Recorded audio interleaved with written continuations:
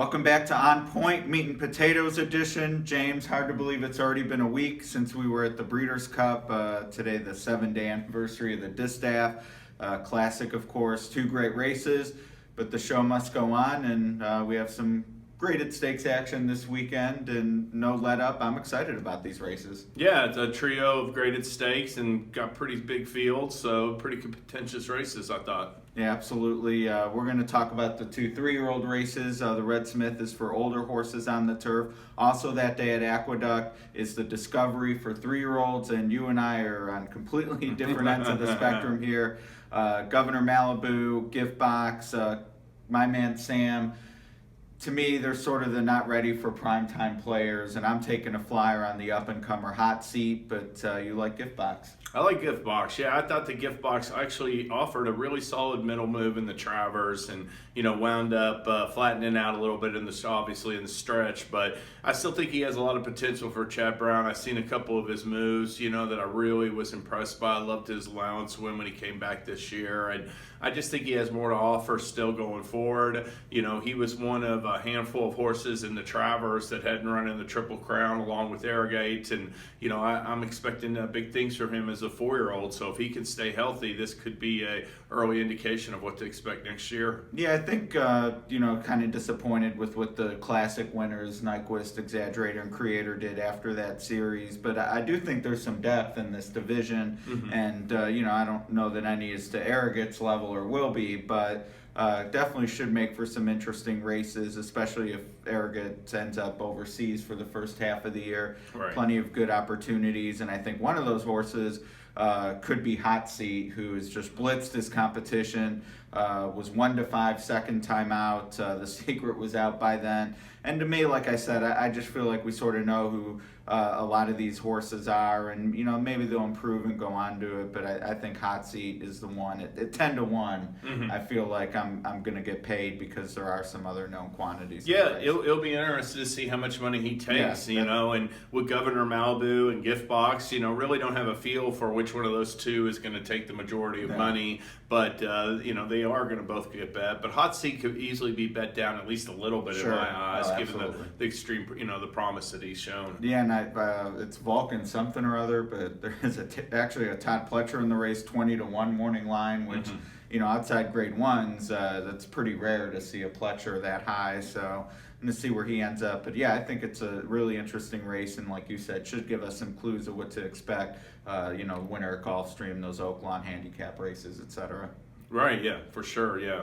And last comment on Hot Seats, and he hasn't done anything yet. I mean, still needs to win a graded stakes, but if he's who he's seen, what a swan song for Unbridled Song, though, to have Arrogate and this horse and, his final crop. Absolutely, yeah. I mean, just a tremendous swan song, and, he had Liam's map even last year, so yeah, he's still done. I mean, what a great stallion he was. Yeah, and certainly we'll see his sons at stud as well. Sticking with the 3-year-olds, but moving west to Churchill Downs, Commonwealth, and this is another division. I feel like maybe we didn't see a big superstar or anything, but I thought the 3-year-old male turf division a lot of fun. Secretariat was good, Belmont Derby, some good races at Saratoga. Now we're winding down toward the end of the year, last chance for graded stakes among their own group, and I thought it got a good field. Yeah, it really did. I mean, Sir Dudley Diggs is the morning line. I guess he's the second choice on the morning line, but the most accomplished of the group, having won the Queen's Plate. Right. He ran a good second in the Breeders, which was on turf, the last leg of their Triple Crown, and broke his maiden on the grass at Keeneland in the spring. So, it'll be interesting to see how he comes back. Definitely potentially a good horse going forward. Yeah, and I went with the horse who, I don't want to say chased him because he was in front of him in those races, but raced against him in Canada, also a Canadian-bred scholar athlete for Grand Motion. On the Brisnet PPs, he is the only horse who's either an E or an EP. So I feel like with the tighter turns, Churchill's turf course, 7 furlongs only, maybe not a lot of room to maneuver. Trip's going to matter. He might be the one who's out in front and keeps going. Yeah, I mean, I definitely gave him a long look. I respect his chances. Think he's, got a bright future as well. But I landed on Blackout. He's one of 3 in there for Mark Cassie. They bought him at Tattersall's in July.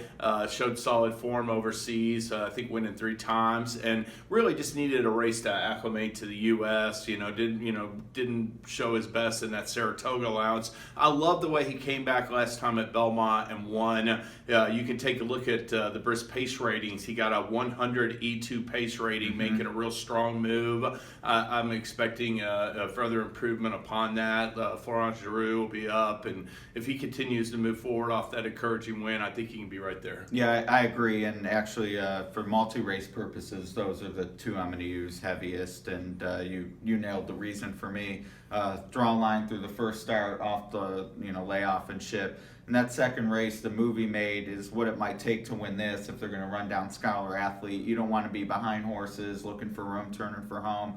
He showed he could make that move earlier in the race than maybe some of these. So I'm with you. Those are the 2 for me. The race for Horse of the Year is over on track, but we talked with Vance on Turf Talk real quick. Any leans and who you're going for Horse of the Year this year? Well, I'm leaning towards Arrogate. I mean, I am. I just said sort of like the best horse factor. I think he, wound up being the best horse. But, I'm not going to dismiss anybody who says, hey, California Chrome accomplished more. He had a great season. He had 6 for 7 with a big second in the Classic. So, I can definitely see both sides of the argument. Yeah, I'm leaning toward Chrome, but like you, I mean, if it's those 2, which it will be, and right. I don't know who will be third. I guess Tepin or Songbird is a finalist. Yeah, Tepin I think should be champion turf mare and should be a finalist as well. Looks that way. So, all right, well, we'll definitely get more into that once the ballots are out, but was just curious. And so got Vance's take, and we're a week out. But next week we'll have the Delta Jackpot, Fairgrounds Open, so Yes. more good racing as we head into the winter. All right, we're looking forward to it. All right, talk to you then.